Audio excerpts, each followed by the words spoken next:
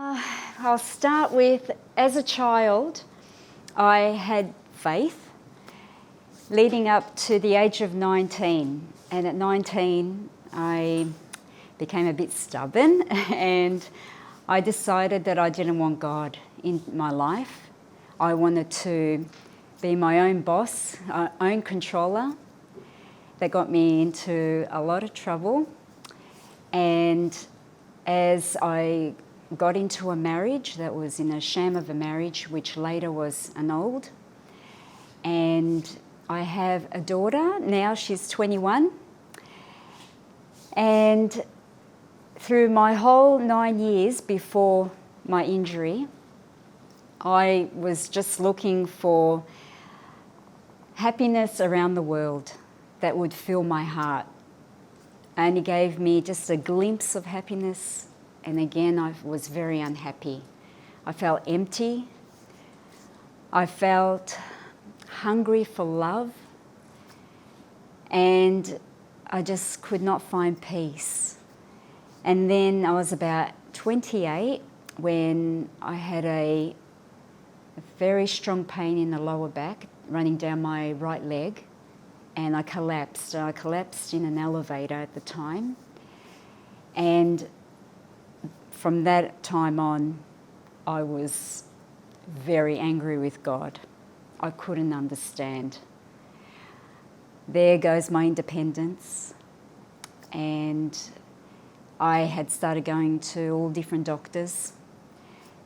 About a year later, complication started to go from my right knee down to my toes. My foot and legs started to became swollen and changing colour into a purple colour.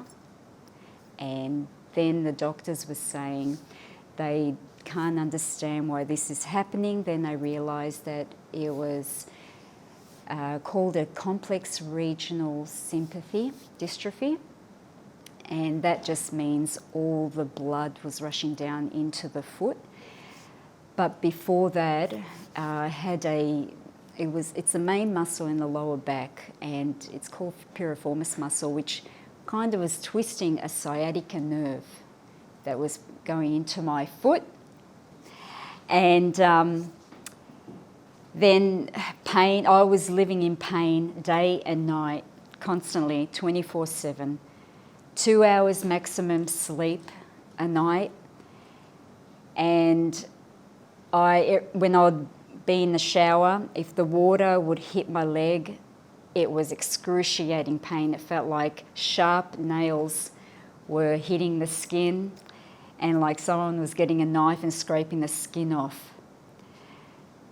Then I started developing carpal tunnel in my arms because I needed to use the walking frame, but I wasn't able to put any weight bearing in the right leg, just the left leg and my arms. So that was a problem because I needed to go to the bathroom. Then I end up in a wheelchair. It became very painful on my arms. Had started losing strength in my arms as well.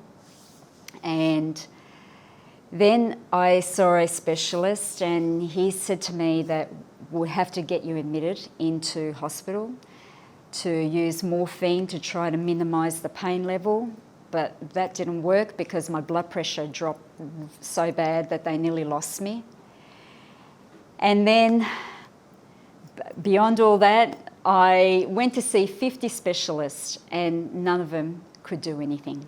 And here I was, I just pleaded, please just operate. And they said, we can't, because you can't operate on muscle, and there's a 95% chance that you will be paralysed. Here I was. My life is a disaster. I couldn't understand the meaning of the wheelchair, of the walking frame, of pain. Angry with God. Why me? What have I done? I haven't hurt anybody, but I couldn't understand his reasoning for this.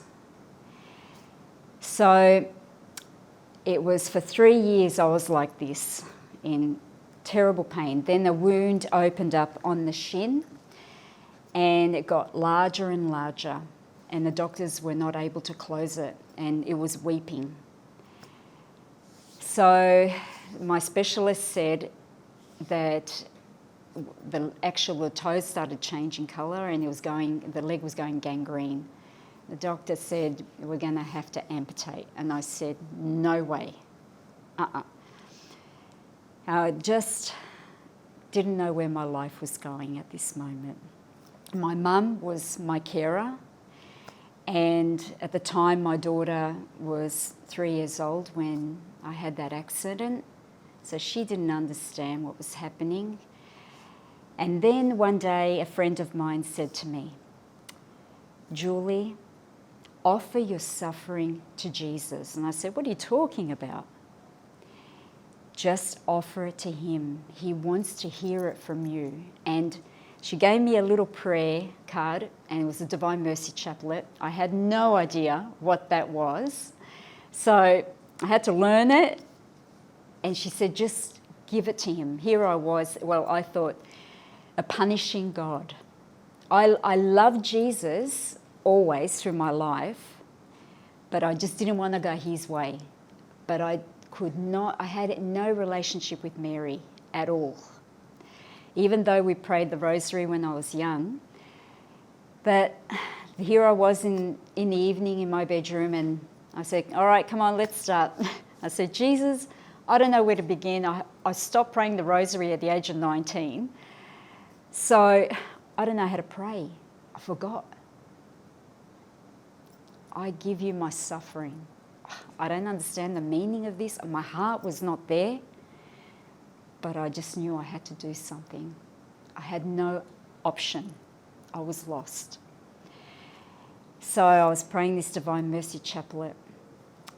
Every night I would say this prayer. Every night I'll offer it to Jesus, with no feelings at all for love in my heart for prayer. But it was a pure grace. And then the year after, my daughter's godmother, she mentioned to us about the Divine Mercy Sunday, which I didn't know about that either. And so my mum said, come on, we have to go along to this. And I go, all right. And I was in the wheelchair, and I was lining up for confession. And all of a sudden it comes to me, you're not worthy to go in there.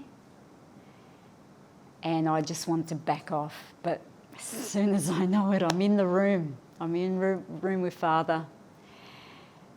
And when I looked in his eyes, I felt Jesus. I felt his presence. But I said, Father, I'm not worthy to be here. And he looked at me and he said, but you are. That's why this is called Divine Mercy Sunday, where all your sins will be forgiven. And I just poured my heart out. The best confession I've ever had. I came out and I just felt like a brand new baby. From that time on, I said to my daughter, how would you feel that we make a Monday after school, for 1 hour, we go to adoration? And she said, all right.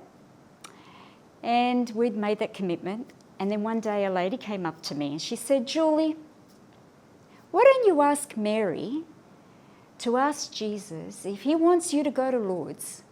He can make it possible and he can heal you. And I said, what's Lourdes? So I got a documentary on it, went home, I saw the DVD movie and read this book, and I read the miracles of what's happened to other people. And I asked, Jesus, could this possibly happen to me as well? Anyway, praying to Mary was a difficult thing for me because I had no love for her. I had no communication as mother-daughter, that kind of love. But I asked her. And I had a picture of her in my room. And every night before I went to bed, I went up to her and I said, I don't know why, but I don't love you. And with my prayers, it's just no meaning. If you want me to love you, you got to help me. You got to help me. I can't do it. And then I just kept going into my prayer life, and I had a little room. It was like my little chapel room, and I made a commitment that for 3 hours a day, because I was so tired and I was in a lot of pain, I prayed in the morning for 1 hour, 1 hour in the afternoon, 1 hour in the evening. And through those prayers, through adoration as well, and through 4 years before leading up to Lourdes, I could see Jesus was getting me prepared spiritually. And as I had gone into deeper and deeper and asking Mary, having no feelings for Mary, but going to Jesus with an open heart, and I said, Lord, if you want me to be healed physically, please send me to Lourdes. But I ask you for a spiritual healing first. And I just couldn't believe it. What am I asking? Spiritual, I want to be walking. But no, actually, a lot of love came out of that and acceptance. And I went, yes, yes. I give you everything, Jesus. And that was a true open heart of meaning what I felt. And then all of a sudden, we're preparing for a pilgrimage, 2008, for a 150-year jubilee. And my mum, my daughter, and a friend of ours, we were going. We came to Lourdes. We're lining up to go to the bath. And there was a man in front of us, and he was waving. And Kimberly, my daughter, said, Mum, he's calling you. I said, no, how can he call me if I'm right at the end of the line? And she said, yeah. And then he's calling. I said, me? And he goes, yes. So we end up coming right up to the cubicle. We prayed the rosary for about 10 minutes and went into the cubicle, and then the nurse came. And she said, this is going to be very difficult. I will get the holy water of Lourdes and pour it over your leg. And she walked off. And I went, no way. And she came back and I said, excuse me, I come from Melbourne, Australia. I come to Lourdes to go into the bath. No matter how difficult it's going to be, I have to go in there. Now, I need your assistance, please. And so she said, okay. She called another voluntary nurse. They came, they got me up out of the wheelchair, and a lady from my pilgrimage came up and said, Juliana, the water is freezing cold. And here I was. I panicked because for my bad circulation, well, no circulation at all in the leg, to go into cold water meant extreme pain on top of the pain that I've already got. And I thought, no way. Then, right in front of me at the bath is a statue of Mary. How many times do I have to ask her for favours? I looked at her and I said, Mary, could you please warm the water up for me? And it just happened so quick. They got me into the bath, dunked me back, brought me up. The water was absolutely warm. Warm as can be. I was so emotional. I was so spiritually touched. I couldn't understand what was happening, but I just felt really emotional. They brought me out, put me in the wheelchair. My daughter went in the bath. She came out. Mum, the water is warm. And she noticed on top of my foot, it was a pinky colour. It was no longer purple. And she goes, Mum, your foot's changed colour into a pinky colour. And I go, oh yeah. Wheeled me out of the cubicle. From that moment on till the next day, I felt under the skin, but on top of the foot, like a cool flowing water passing through. And I kept saying to my mum and Kimberly, there's something wet on my foot. Could you check what it is? Now, because everything was so swollen, I couldn't wear a shoe, and they had to knit me like a little moccasin. They took that off. Mum goes, there's nothing there. Kimberly says, nothing there. That night, the same night, still feeling the same. The next day, they were doing the Eucharistic procession, and Paul was with us. And I said, oh, I want to go for the procession of the adoration down the basilica, underground basilica. And all these, I said, well, let the wheelchairs go first, and then we'll go last. And we come under there, and again, another man calling. And I said to Paul, he was willing me at the time, and I said, look, just leave me here at the back, I'll be fine. And you can go and sit down anywhere. And the man's calling again. No. Got the chair? And all these wheelchairs, like in the middle, on the sides, but one gap left right here, opposite adoration. Wheeled me in there. And it was on the Monday as well, which is very profound because Kimberly and I started adoration on the Monday. And I'll tell you a bit further of what happened at the hour. So then here I was in front of Jesus, and I said, Jesus, and I was happy to ask him. I said, please, could you heal me spiritually? I feel I need a spiritual healing. And also a physical healing so I can walk, I can be a mother to my child. And as I was praying, the priest took the monstrance and went to bless all the people in the wheelchair. And when he had come to me, I looked up in the Holy Eucharist and I just saw it like a sketch face of Jesus in the Eucharist. And I said, oh, is that you, Jesus? And all of a sudden, from my waist down to my toes, both legs, I felt like I was being electrocuted.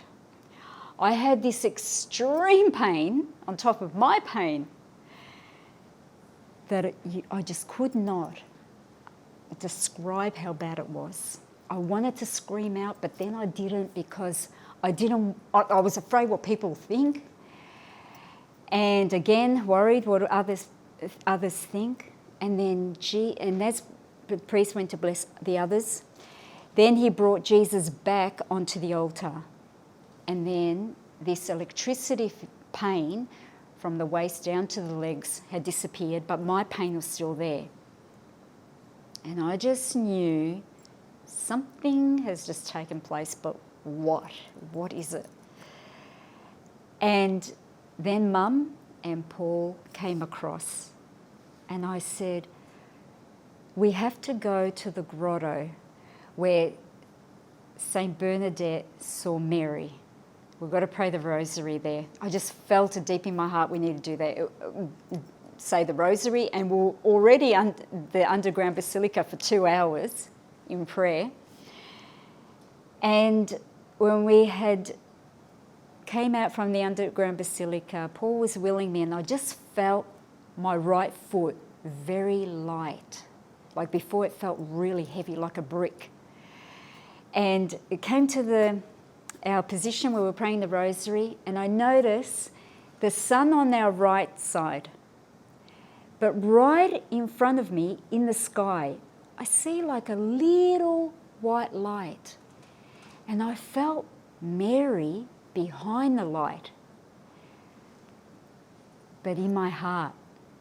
And as we were praying the rosary, but I feel Mary speaking in my heart, saying, Julie, don't worry, everything will be all right, just trust. And that right moment, I felt the love of Mary. I felt she loved me so deeply. Never felt it before. And by her calling me Julie, my name, Christian name is Juliana, but by her calling me Julie, it felt like, you know, when you give someone a nickname, it's that lovey, cozy feeling, but it was a beautiful motherly love. And as I continued to pray the rosary, all of a sudden, I said, Mum, my toes. And she goes, what's wrong with the toes? And I go, they're moving. My toes were mangled for 8.5 years. We could not unmangle them. They were spread apart, wiggling out of control. My daughter said, Mum, you could never do that. And I said, I'm not doing anything. And all of a sudden, I felt no pain in the lower back or the leg. Before, you couldn't even touch the leg, how sensitive and tender it was. Here I was hitting at Mum saying, what are you doing? I said, there's no pain, Mum. No pain. I think I can stand. Can you help me? And I'm thinking, I'm going to wait there and see if I've got pain. So Paul on one side, Mum on the other. They lifted me out of the wheelchair and I did that first test. There was no pain at all. I said, I think I can walk. Can you help me? And they're like, Mum saying, what? And I started taking that few steps. There was no pain. The only thing was, because the muscle was so weak, of course, for all those years I couldn't walk on it. It was shaking, but I had no pain. I felt like I was walking on a cloud. Now, back in Melbourne, all my doctors that I had seen said that I was crazy to go to Lourdes because I can get thrombosis. And I said, what else have I got to lose? A leg? I said, I'm going with faith. So when I went to see my doctor, and here he was, he thought, you know, I'm going to take my time getting into his room, and he's waiting on the corner, at the corner, and turns around, he looks, and he was speechless. I came into the room, and he said, okay, which doctor did you go and see? And I said, the Lord Jesus Christ. I did tell you I'm going to Lourdes, and look what he's done for me. And he was in tears. Now, he was an atheist, and he asked me where Lourdes was, and he wants to take his family. Praise God that God has worked not just in me, but into other people. He only uses me as a little instrument. I always asked, you know, why did he heal me? I didn't deserve it, especially leaving him completely all those years. But he had a mission for me, and I've got to be grateful every day. And now, you know, I just say, whatever the Lord needs to use me, and like I'm here today to share my testimony, and that you can share that testimony to other people that may help other people. Because I definitely know that when I was sick and I read about all the miracles, all I could possibly say, could that happen to me? And yes, it can. Miracles happen, either spiritual, emotional, or physical. I had suffered a lot of spiritual and emotional wounds. And even today on, I still need healing. I have a question just to ask. Yes. Juliana, can you explain to us, I suppose, how your outlook on life has changed, if it has changed, before the healing, even as a person of faith, but having been miraculously healed and now living life post that sort of healing, how is your outlook, or has your outlook on life changed? And if it has, how so? Yes, it's changed a lot. It's changed to the point where I didn't really care about my life. I didn't respect my life. I never looked at, thank God for the gift of my life, that I would abuse it. Now I look at it and say, every morning, I say, without fail, thank you for the gift of my life. Thank you for coming with me in my everyday life. Before, I'd never invite Jesus in my life, and no wonder I wasn't happy. Now, I get up in the morning, I drive in the car, say my prayer for protection, and then go to work and I ask Mary, and I ask Jesus, and I ask St. Joseph. I love him too. And I just welcome him to come with my work, because I find that if I don't invite him, my work does not function very well. Like within me, or I forget something, or something's not done. But as soon as it's done by prayer, the grace flows and you become happy and joyful. So I find that I actually get very excited when I invite them, because new things happen. And like, it's good challenges, but it can be hard challenges too. But when it is hard, I get the inspiration of saying, come on, I need your help. I admit that, it's hard for me, and it could be half a day or in an hour or something. The problem's solved. So I know that I'm not alone. Have I answered? Yes. Yeah. Just to add to that, I think all of us, we have bad days, right? And sometimes you wake up and you're not as grateful as you could be for the gift that you have. Do you still have those days sometimes? Oh, yes. Yes, definitely. Just because I've been healed, I tell you, like everybody else. Yeah, but definitely, when it does, and things get hard, in life, and you feel like, I just want to give up. I can't take this anymore. But then you say, no.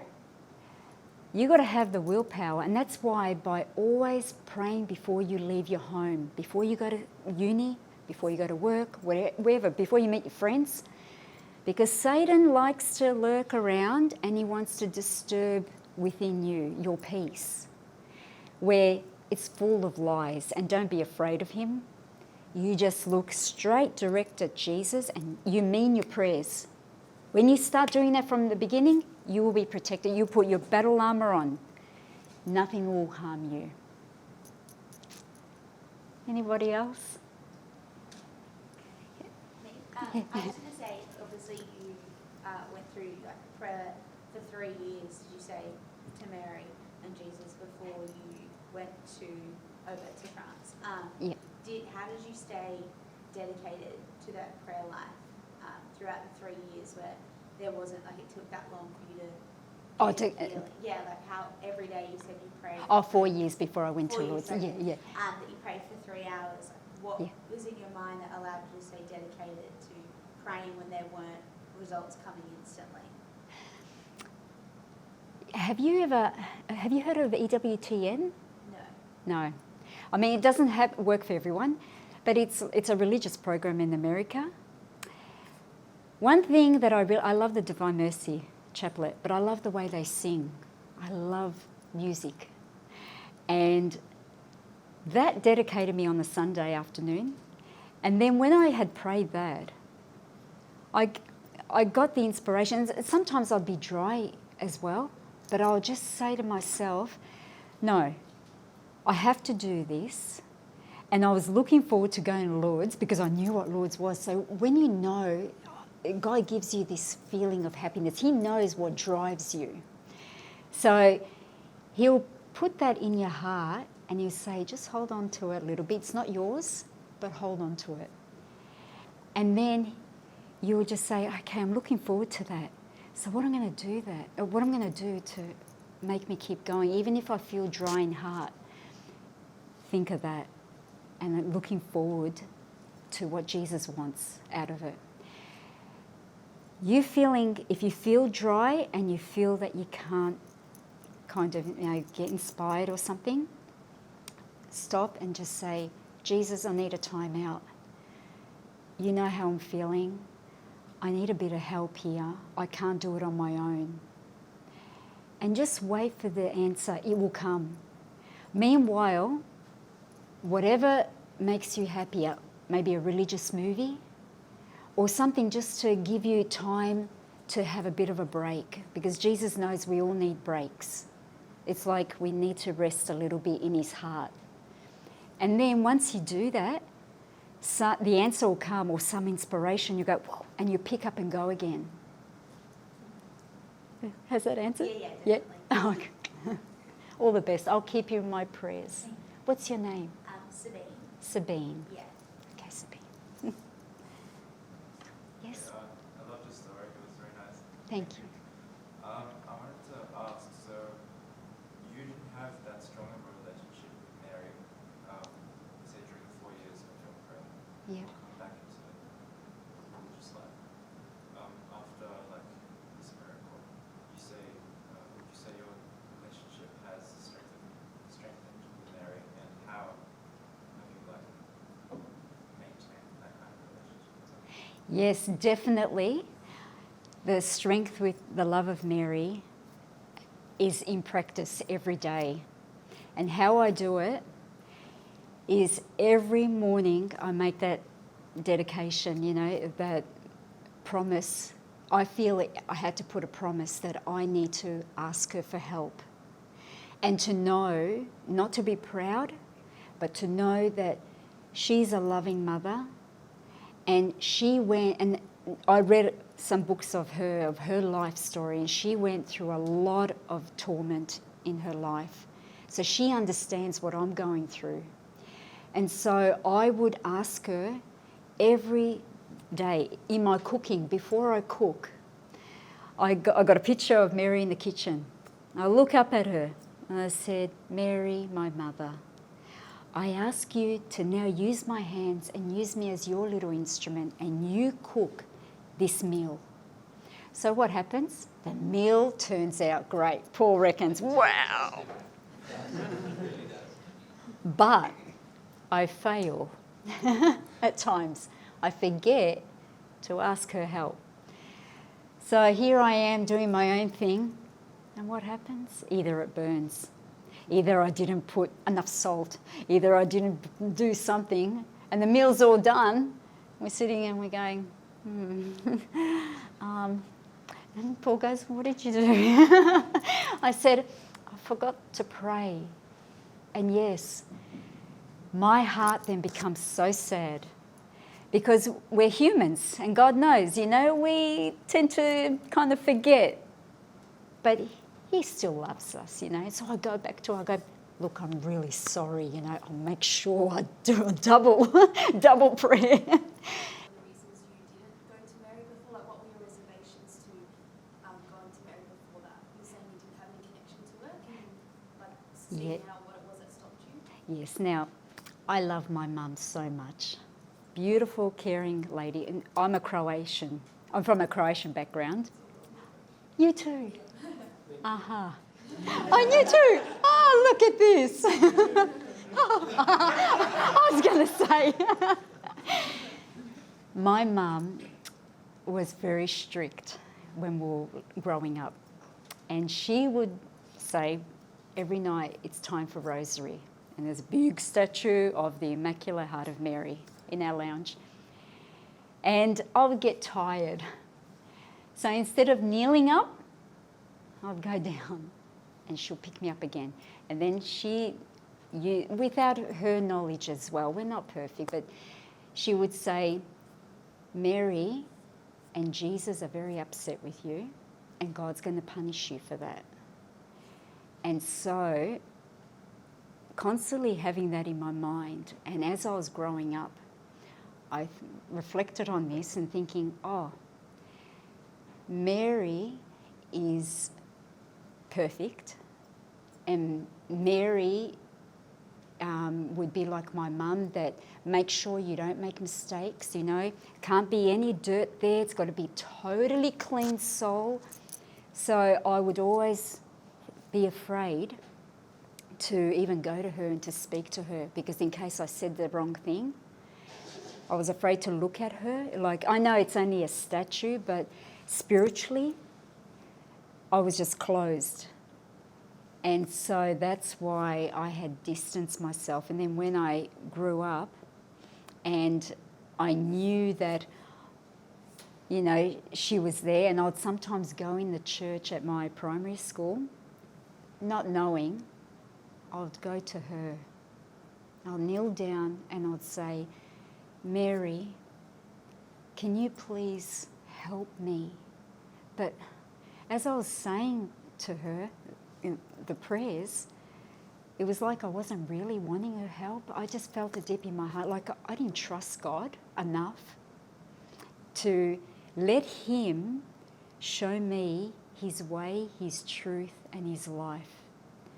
I wanted to see my side of the story, but again, I would see this harshness of Mary.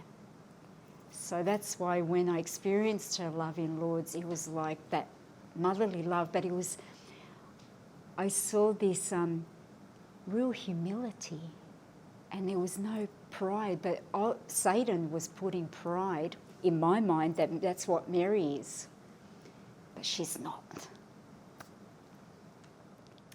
Yeah.